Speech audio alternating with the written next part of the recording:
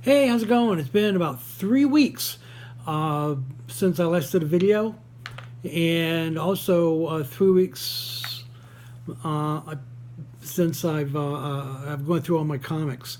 So I'm going to try to do this as quickly as I can. Obviously, I'm going to have to do at least 2 videos to cover everything from the last few weeks.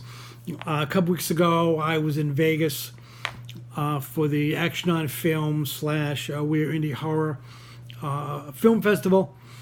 And then this past weekend, I was seeing both the Marvel movie marathon, which is showing all the 10 years worth of Marvel films in IMAX, and I caught about half dozen of those. And then this weekend was also Horrible Imaginings. This is the 9th annual Horrible Imaginings Film Festival, and they have moved. I believe it used to be in Riverside, and now they're in Santa Ana at the Frida Cinema, which I highly recommend. Really nice theater, perfect for this type of film. The number of actors, directors, and cast and crew were at each of the showcases, and it was absolutely fabulous. And anyways, I definitely want to have to do a blog post or another video to talk about a lot of stuff that I saw. Anyways, let's try to get through the comics. As I say, probably going to take me at least 2 videos to get through them. Today is September 5th, if I haven't mentioned that.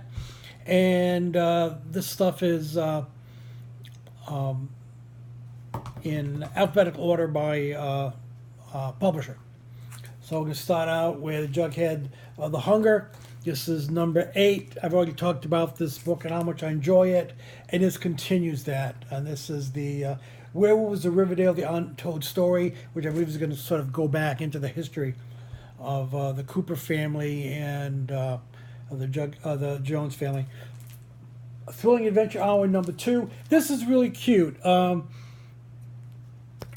About some ghost investigators back in the, I guess it's like the 30s, I think. And it has the spirit of, a Topper or the Thin Man, and I highly recommend it. It's a lot of fun. If you like your humor a little bit light. If you're like your horror a little bit light. Project Superpowers number 2. It's all right. That's the trouble with all the Dynamite series with these old Gold and Silver Age characters, is it starts out okay, and then it just seems that they lose their way.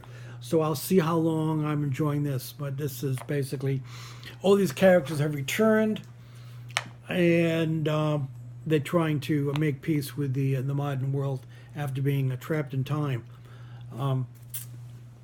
We got from IDW, we got Rick and Morty Dungeons and Dragons, and I'm not sure what the story is with this. I guess Oni Press is oh, I see what it is. Is Oni Press does the Rick and Morty license, and I'm guessing IDW has some sort of a license with Dungeons and Dragons, which is why both of them, which I was confused when I saw both on the title. And anyways, if you're a fan of Rick and Morty like I am, you should enjoy the comic book series, where you have a lot of the characters return and things like that. Judge Dredd Under Siege, as I've said before, this is issue number 4. If you enjoyed the Judge Dredd movie with Carl Urban, I think you'll like this as well, because it has a similar plot line, and I'm enjoying it. This is Leviathan number 2. This is a lot of fun. This is by Layman and Layman Patera and Garland. Guy has these books on conjuring demons, And while he goes off to get some more beer for his party, his buddies decide to call up a demon. And things don't go well, as you can imagine. Paper Girls, this is number 24. This series, as I've said before, is highly recommended. And it has that sort of Strange Things quality to it. The five girls sort of trapped in this war, this generational war through time, and I love it. I don't know how long this series is going to go, and hopefully all the girls make it. But we've seen some characters die so far, so no spoilers on it. Speaking of characters dying, Redneck, this is number 14. I think this starts a new story arc. Things are not going well for the family. We've lost a few members. Some have gone off on their own, and we'll see what happens. But again, Donny Cates, I always get that name wrong, is one of the best writers currently working in comics. He and Jeff Lemire. So definitely recommend it. Shanghai Red is a lot of fun. Takes place on the Barbary Coast, and I'm enjoying it. It's good. As that, early 19th century or late 19th century. I feel to it, and I'm enjoying that. That's a lot of fun. Hit Girl number 7. This is Canada 3 of 4. Hit Girl is having major problems. This is like Jeff Lemire, who I mentioned before. Definitely one of the best writers currently working in comics.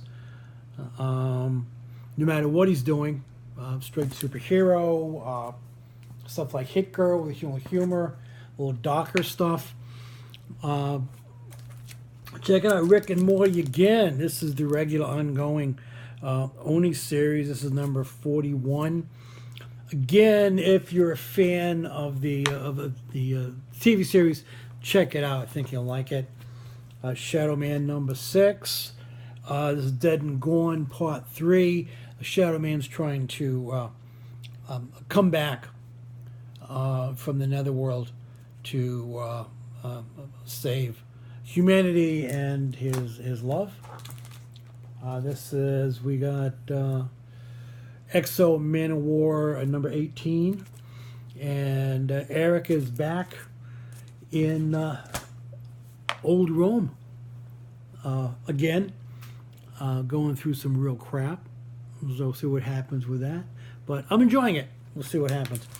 Harbinger Wars 2, issue number 4. Again, with everything else going on, I have not read a single issue of this. I don't know how it's going. I don't want to say much. I'm still trying to work myself through the original Harbinger Wars compendium, about 700 plus pages, and I haven't finished with that one yet. I think we have time for, you know what, just real quick, and then I'm going to wrap it up, this video, and go on to the other one. If you go to your comic book shop this week or next week, try to pick up Reed Band Comics. This is from the CBLDF. They've done this before. It's about comic books that are being banned and challenged in public libraries, school libraries around the country. Some of the decisions that have been made, some quotes from some of the authors whose works have been affected, and also requests for donations. CBLDF, Comic Book Legal Defense Fund, does a lot of good work on the First Amendment. Sometimes they're the last place that comic book shops, writers, libraries, and schools, districts can go to for support and aid in trying to overturn these challenges and get the courts to make the right decision. And in this day age, courts aren't really doing a lot for us, and the idea of censorship, etc., is still continues, and we have to watch out for those First Amendment rights, whether you agree with someone or not. They do have that right, no matter how disgusting and disparaging you may find that person's opinion. They have a right to that opinion, unless, of course, they're Republican. But that's just me. Anyways, that's it for me now. That was a joke. So, peace out. I'll see you on the other side, which is probably another 10 or 15 minutes.